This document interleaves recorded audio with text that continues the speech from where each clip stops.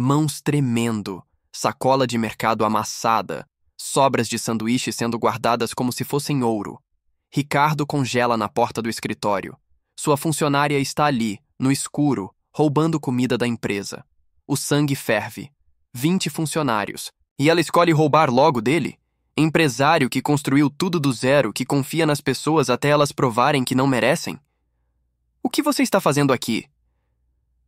A voz sai mais dura do que pretendia. Mariana se vira, rosto pálido. Olhos de animal aquado. As mãos ainda seguram o sanduíche como quem abraça um filho. Eu posso explicar. Mas Ricardo já decidiu. Demissão. Justa causa. Exemplo para os outros.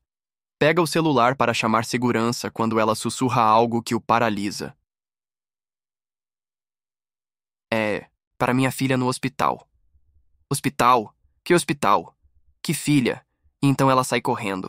Deixa a sacola, deixa a dignidade, deixa tudo para trás. Mas Ricardo não consegue deixar para lá. Algo dentro dele, uma ferida de 20 anos que nunca cicatrizou, o obriga a segui-la. Pelas ruas molhadas de São Paulo. Através do trânsito que nunca para. Até as portas de um lugar que ele passou a vida inteira evitando, um hospital infantil. E é lá que ele vai descobrir que nem sempre quem rouba comida está com fome. Às vezes, está alimentando um amor que o mundo inteiro desistiu. Para entender esta história, você precisa conhecer o antes. O Ricardo de antes. Escritório no 20º andar de um prédio comercial. Vidro do chão ao teto. Aço escovado. Mesa de reunião que comporta 12 pessoas, mas onde ele sempre se senta sozinho. Às 6 da manhã já está lá, gravata impecável, café preto, planilhas abertas. Às 11 da noite ainda confere números, como se os centavos pudessem preencher o vazio que carrega no peito. Na gaveta debaixo da mesa, escondida entre contratos e documentos fiscais, uma foto de uma menina de cabelos cacheados. Isabela. A irmã que perdeu aos 8 anos para uma doença rara. A mesma idade que Sofia tem hoje. Embora Ricardo ainda não saiba disso, ele não permite fotos pessoais na mesa. Não permite conversas sobre família. Trata funcionários como números em planilhas porque números não morrem. Números não deixam você. Números não fazem você chorar no velório aos 10 anos de idade, prometendo que nunca mais vai amar alguém assim. Do outro lado da cidade, no subúrbio de São Paulo, Mariana acorda às 4 da manhã. Apartamento de 2 cômodos. Paredes. Descascadas, mas sempre limpas. Chão de cimento frio que ela esfrega com as próprias mãos todos os dias antes de sair para o primeiro emprego. 3 trabalhos. Faxineira de madrugada em 2 prédios comerciais. Diarista em casas de família nos fins de semana. E agora este emprego na empresa de Ricardo que conseguiu mentindo no currículo, dizendo que tinha experiência com limpeza corporativa. A verdade é que ela faria qualquer coisa. Limparia esgoto se fosse preciso. Porque no quarto ao lado, numa cama que range a cada movimento, Sofia dorme. 8 anos. Leucemia. A mesma doença que matou a irmã de Ricardo 2 décadas atrás. Mariana vendeu a aliança de casamento quando o ex-marido foi embora. Não aguento mais ver ela sofrer, ele disse, como se fosse culpa de alguém. Como se uma mãe pudesse escolher não amar um filho doente. Ela guarda moedas num pote de vidro de café, conta centavo por centavo. Come dia sim, dia não. Usa a mesma roupa durante semanas porque toda a economia vale um dia a mais de tratamento, um remédio a mais, uma chance a mais.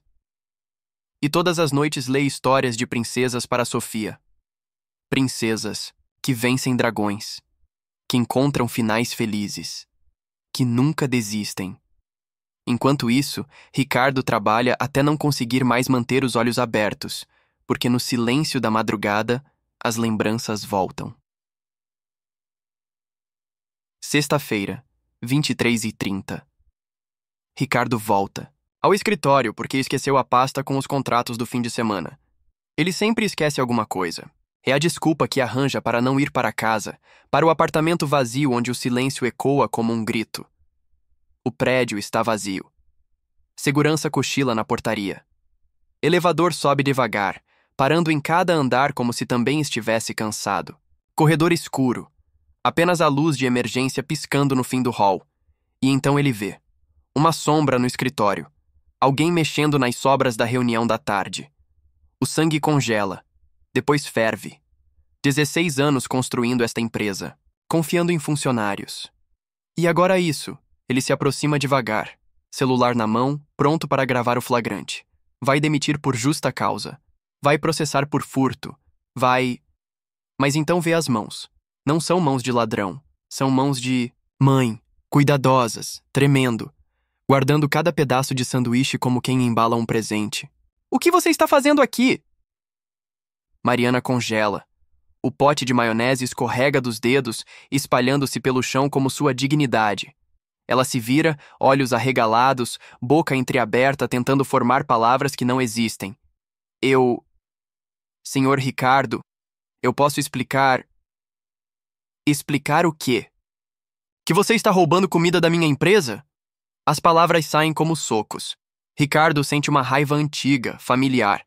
A raiva de quem já foi traído por quem menos esperava. Pelos médicos que disseram que Isabela ia ficar boa. Pelos amigos que sumiram quando ela morreu. Pelo pai que nunca voltou do boteco depois do velório. Não é roubo, sussurra Mariana. Ia pro lixo mesmo. Claro que é roubo. Você acha que eu nasci ontem? Quantas funcionárias como você já vi tentando se aproveitar? Mariana fecha os olhos. Sente o mundo desabando. Mais um emprego perdido. Mais uma porta fechada. Sofia perguntando por que a mamãe chora tanto. O dinheiro do pote terminando antes do fim do mês. É para minha filha, ela sussurra. O quê? É para minha filha no hospital. Ricardo para. A raiva continua, mas algo mais forte aparece. Uma curiosidade doentia. Uma necessidade de entender. Que hospital? Mas Mariana já está correndo. Pés descalços pelo corredor frio. Lágrimas caindo como chuva de verão. Deixa tudo para trás. O emprego, a sacola, a última migalha de orgulho que ainda tinha. Ricardo fica parado no escritório. Sanduíches espalhados pelo chão. Silêncio pesado como chumbo. E uma pergunta martelando na cabeça. Que filha?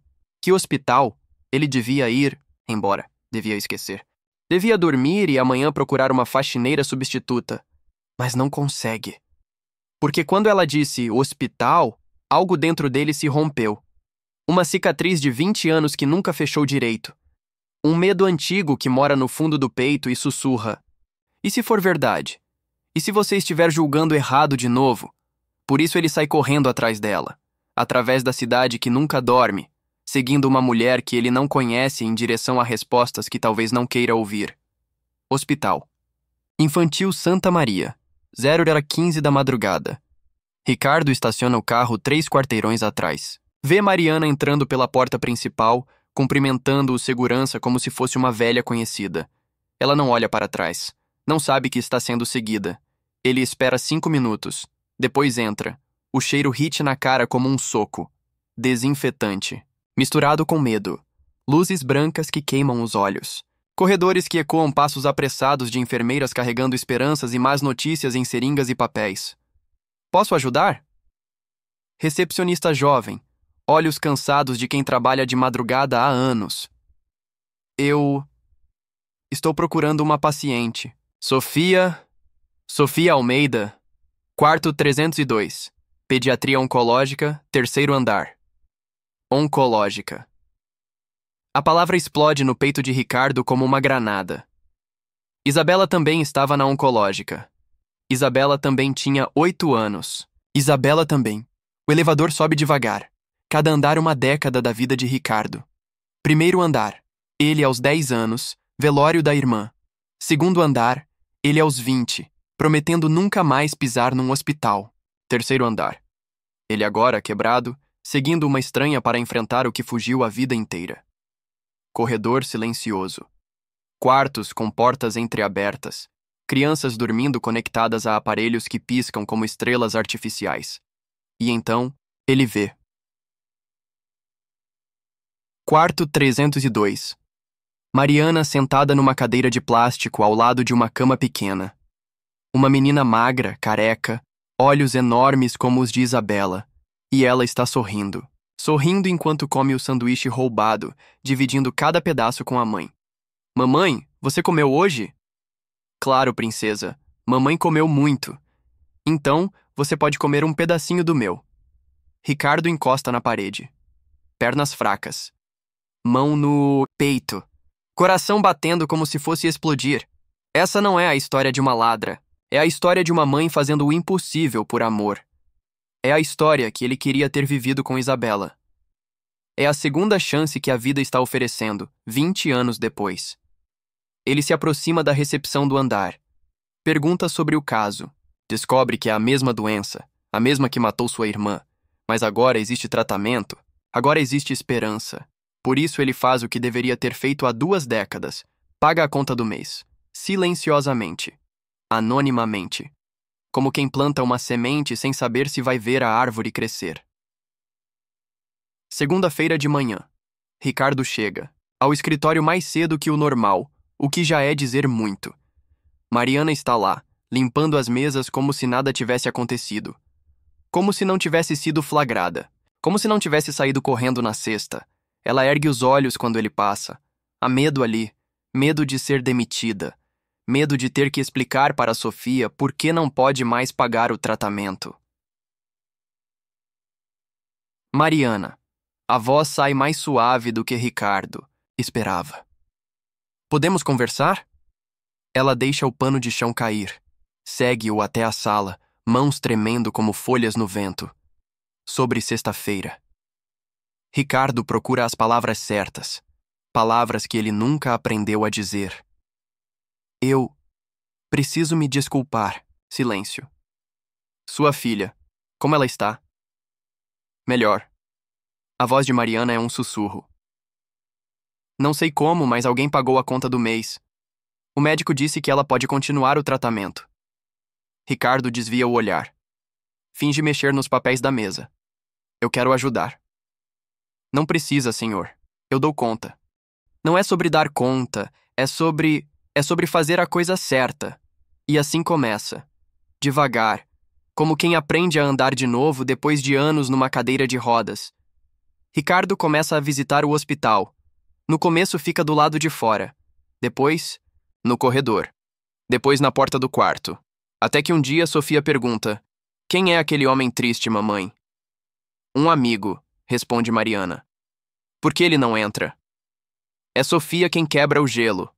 8 anos, careca da quimioterapia, mas sorrindo como se tivesse acabado de ganhar na loteria. Tio Ricardo! Mamãe disse que você é nosso anjo da guarda! Anjo da guarda! Ricardo ri pela primeira vez em anos. Uma risada verdadeira, que nasce na barriga e sobe até os olhos. Você tem filhos, tio Ricardo? A pergunta dói como agulha no peito, mas pela primeira vez Ricardo não foge da dor. Tinha uma irmã, chamava Isabela. Era da sua idade. Onde ela está? No céu. Sofia pensa por um momento. Depois estende a mão pequena e toca o braço de Ricardo. Então agora você cuida de mim, né? Pra ela ficar feliz lá em cima. É nesse momento que Ricardo chora.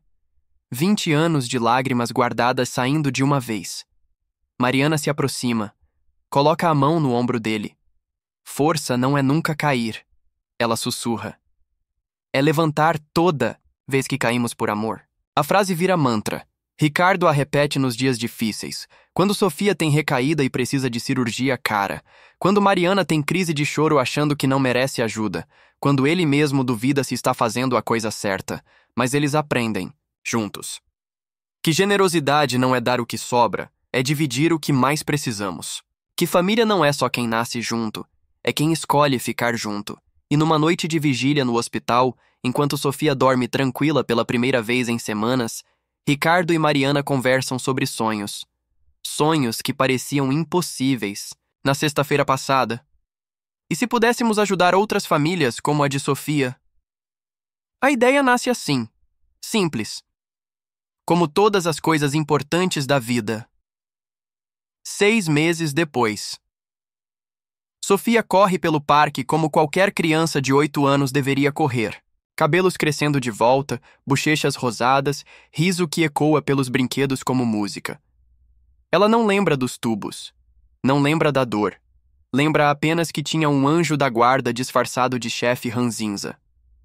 Mariana e Ricardo sentam no banco, observando. Duas pessoas que se conheceram no pior momento das suas vidas e descobriram que às vezes a vida quebra você para te ensinar que pode ser reconstruído mais forte. Remissão completa, havia dito o médico na semana anterior. É um milagre. Mas Ricardo sabe que não é milagre, é amor. Amor que se multiplica quando é dividido. Amor que cura quando para de ser guardado em gavetas escondidas. Mamãe!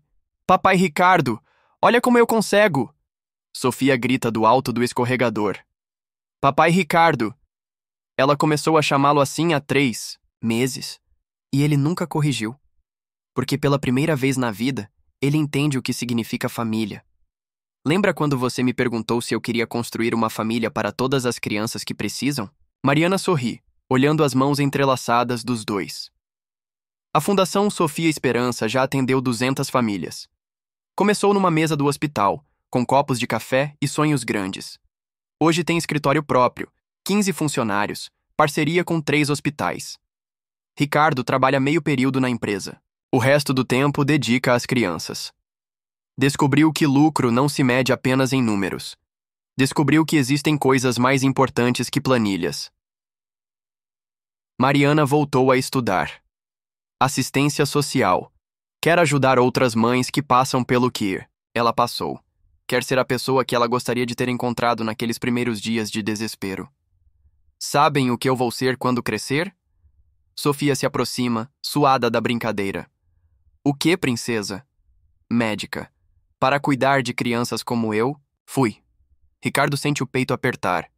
Mas é um aperto bom, de gratidão, de propósito encontrado. E eu vou ter uma fundação gigante, continua Sofia, maior que a nossa, para que nenhuma mamãe precise chorar escondido no banheiro.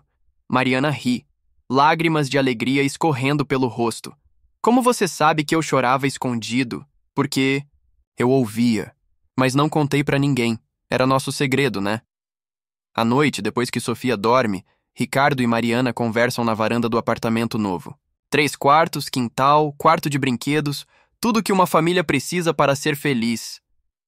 Ainda tenho medo, confessa Ricardo. Medo de perder vocês. Medo é normal, responde Mariana. Coragem é agir mesmo com medo. Papai Ricardo. A voz de Sofia ecoa do quarto. Amor não acaba quando a pessoa vai embora, ele fica no coração para sempre. Eles riem. Porque uma criança de 8 anos ensina sobre eternidade melhor que qualquer adulto. Na empresa, os funcionários comentam a mudança. O Ricardo sorri agora. Ele pergunta como estamos. Parece uma pessoa diferente.